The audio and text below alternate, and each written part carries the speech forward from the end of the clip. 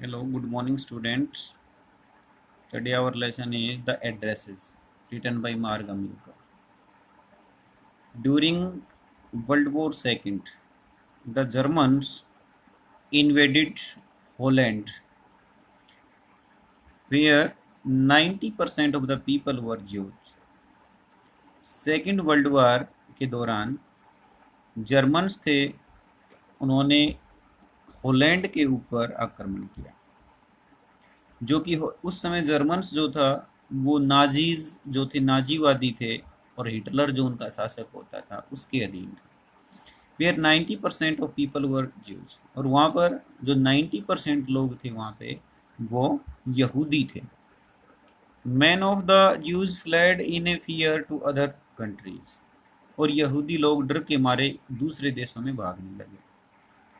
Thousands were इम्प्रिजेंट in concentration camp, और हजारों को जेल में डाल दिया गया और उनको नज़रबंद कर दिया गया कैंप में।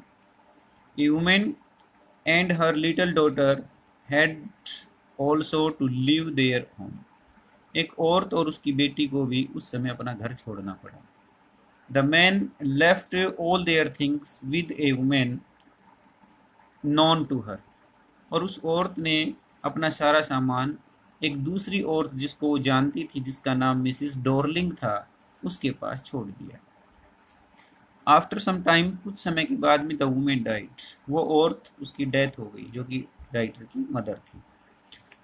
हाउ एवर हर डॉटर, और उसकी जो बेटी थी, remember the place where she used to live with her mother, वो उस जगह को जानती थी कि जहाँ पर वो अपनी मदर के साथ रहा करती थी। लॉन्ग आफ्टर द वार, युद्ध के काफ़ी समय बाद, she came to the town, वो उस शहर कस्बे में आई, where she used to live with her mother, जहाँ पर वो अपनी मदर के साथ रहा करती थी।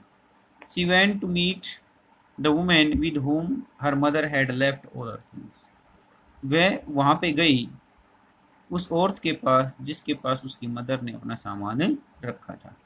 But the women refused to recognise her because she didn't want to return the things she had taken, लेकिन उस औरत ने मना कर दिया उस लड़की को पहचानने के लिए, क्योंकि वो उन चीज़ों को वापस नहीं देना चाहती थी। इन द स्टोरी, इस कहानी में, the daughter describes how she felt during that visit, वो इसमें वर्णन करती है लड़की की वो कैसा महसूस करती है उस यात्रा के दौरान। And later on another visit, और फिर दूसरी यात्रा में, the narrator of the story is daughter herself, और इस कहानी की जो नरेटर है वो उसकी बेटी है, वो खुद है।